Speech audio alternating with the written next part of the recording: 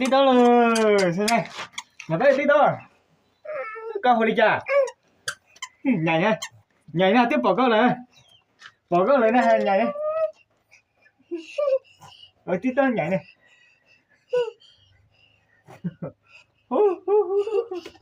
nhảy này rồi tí to mà nhảy này đi con hư nhảy cho cô giác khe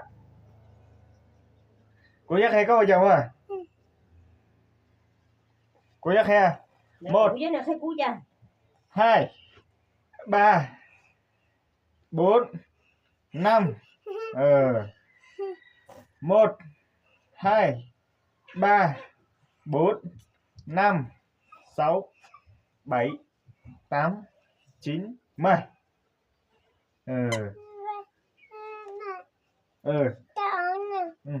cho con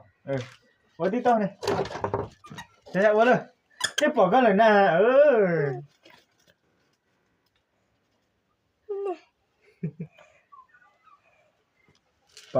bỏ con nhà hầu nè có tí to nè có tí to mà sai bỏ chí ha chú tí to nhảy nhảy ly no nè nhảy nè ha